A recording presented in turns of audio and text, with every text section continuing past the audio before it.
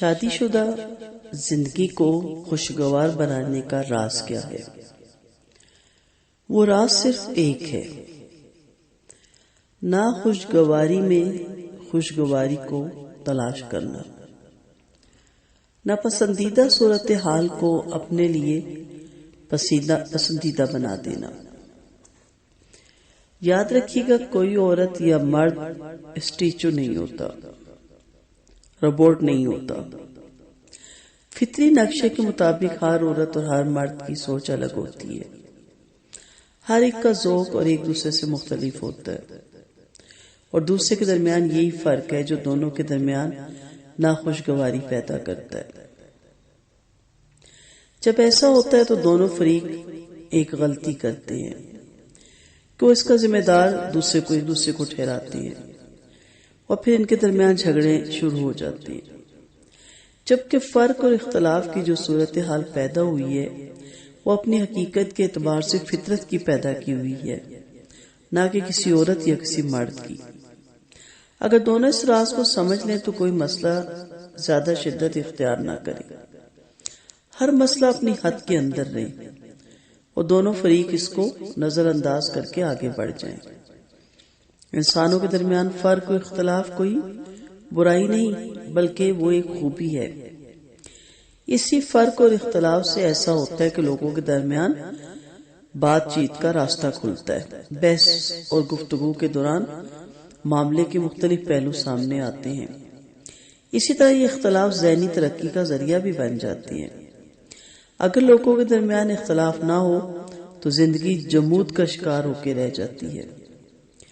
فطرت نے اپنی تقسیم میں یہ طریقہ رکھا ہے کہ کسی کے اندر ایک صلاحیت ہوتی ہے اور کسی کے اندر دوسری صلاحیت۔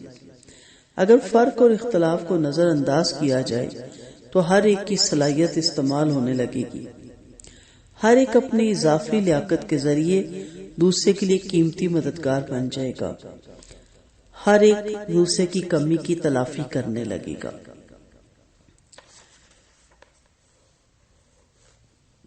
شادی کے بعد زندگی کو خوشگوار بنانے کا ایک اصول ہے اور اس کی کنجی آپ کے ہاتھ میں ہے۔ یہ اصول ہے کہ جیسا دینا ویسا پانا، اور یہ نہ صرف شادی کا بلکہ زندگی کا اصول ہے۔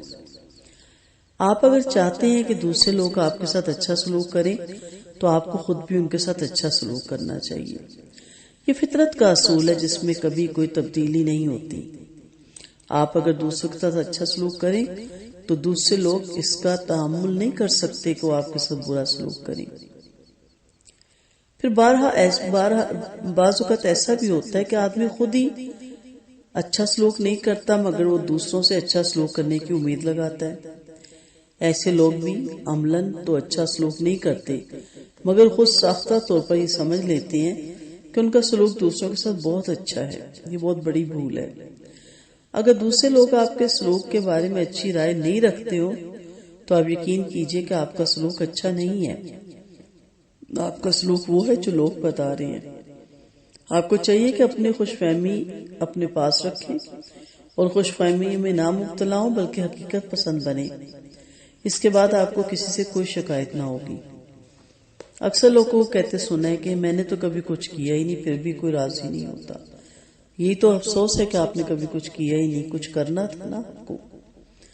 مسئلے کا حل ہمیشہ آدمی کے اپنے اندر ہوتا ہے مگر اس کو اپنے سے باہر تلاش کرنے لگتا ہے۔ یہی مزاج اصل مسئلہ ہے۔ کسی مسئلے کے حل میں اس سے بڑی کوئی اور رکاوٹ نہیں ہے کہ آپ اس کا ذمہ دار دوسروں کو بتا کر دوسروں سے اس کے حل کا مطالبہ کرنے لگے۔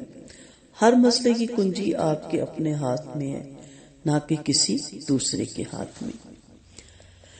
اگر آپ ایک عادت اپنا لیں جسے کہتے ہیں خدمت، تو آپ زندگی میں ہمیشہ کامیاب رہیں گے۔ جیسا کہ میں نے کہا نا، کوئی کچھ نہ کر کے کہتے ہیں ہم نے تو کچھ نہیں کیا، پھر لوگ راضی کیوں نہیں ہوتے؟ وہ اسی لیے راضی نہیں ہوتے کہ آپ کچھ کرتے نہیں۔ خدمت کے کرشمے کو آپ دوسرے لفظوں میں نفع بخش کرشمہ کہہ سکتے ہیں۔ اگر آپ کسی آدمی کو یہ یقین دلائیں کہ آپ اس کے لیے نفع بخش ہیں تو وہ آپ کا گرویدہ ہو جائے گا۔ دوسرے کو فتح کرنے کی سب سے آسان تدبیر یہ ہے کہ آپ اس کے لیے نفع بخش بن جائیں۔ ہر آدمی فطری طور پر ایک دوسرے سے سخت بیزار ہوتا ہے اور دوسری چیز کو بہت زیادہ پسند کرتا ہے۔ پہلی چیز نقصان ہے اور دوسری چیز فائدہ۔ اگر کسی آدمی کی رائے یہ ہو جائے کہ آپ اس کو نقصان پہنچانے والے ہیں، آپ اس کے لیے کس پہلو سے پرابلم بننے والے ہیں، تو آپ کو سخت ناپسند کرنے لگے گا۔ ذرا سا آدمی کبھی کسی کا محبوب نہیں ہو سکتا۔ اس کے برعکس جس آدمی کی تصویر یہ ہو کہ وہ دوسرے کو فائدہ پہنچانے والا ہے، اس سے ہر آدمی کو دلچسپی ہو جائے گی، خواہ یہ فائدہ بخشی کتنی معمولی کیوں نہ ہو۔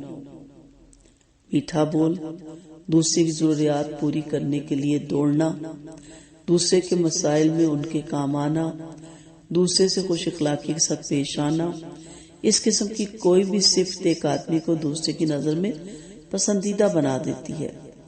لوگ ایسے آدمی کو اپنا آدمی سمجھتے ہیں۔ لوگ اپنے معاملات میں ایسے آدمی پہ بھروسہ کرتے ہیں۔ لوگوں کے دلوں میں ایسے آدمی کے لیے نرم گوشہ ہوتا ہے۔ اگر آپ ایسے لوگوں کے درمیان ہیں جن کو آپ غیر سمجھتے ہیں یا جن کو آپ اپنا دشمن خیال کرتے ہیں، تو آپ ان کے لیے نفع بخش بن جائیے۔ آپ اپنے قول اور عمل سے ثابت کیجئے کہ آپ ان کے لیے مسئلہ نہیں ہے، بلکہ آپ ان کے لیے ایک قیمتی اثاثے کی حیثیت رکھتے ہیں۔ اگر آپ ایسا کرنے میں کامیاب ہو جائیں تو اس کے بعد نہ آپ کو دوسروں سے شکایت ہوگی، نہ دوسروں کو آپ سے۔ اس کے بعد آپ محسوس کریں گے کہ آپ کا پورا ماحول آپ کا ساتھی اور آپ کا مددگار بن گیا ہے۔ تو خدمت کے کرشمے کو اپنائیے، یہ آپ کی نہ صرف ازواجی زندگی، آپ کی تمام زندگی کو کامیاب بنائے گا۔ فائدہ مند بنیے دوسروں کے لیے، سود مند بنیے دوسروں کے لیے، دوسروں کے کام آنا سیکھیے، اور حقیقت میں خیالی نہیں، تصوراتی نہیں، اور خوش فہمیوں سے باہر نکلے کہ ہم بہت اچھے ہیں، ہم دوسروں کا بھلا سوچتے ہیں، سوچیں تو کریں بھی، میٹھا بول اپنائیں بھی، تنزیہ گفتگو سے باز رہیں، آگے بڑھ کے دوسروں کے ہاتھوں سے کام لے لیں، تو پھر آپ دیکھیں کہ کس طرح نہیں آپ کامیاب ہوتے۔ لیکن افسوس یہ کہ کرنا ہم نے کچھ نہیں اور سمیٹنا چاہتے ہیں ہم سب کچھ، ایسا نہیں ہو سکتا۔ جب تک آپ کچھ کریں گے نہیں، اس وقت آپ کچھ پائیں گے نہیں۔ جو دیں گے وہی آپ پائیں گے۔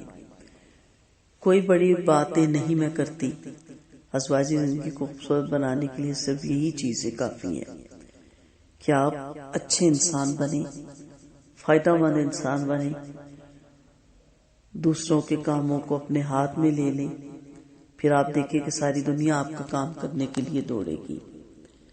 وآخر دعوانا ان الحمد للہ رب العالمین۔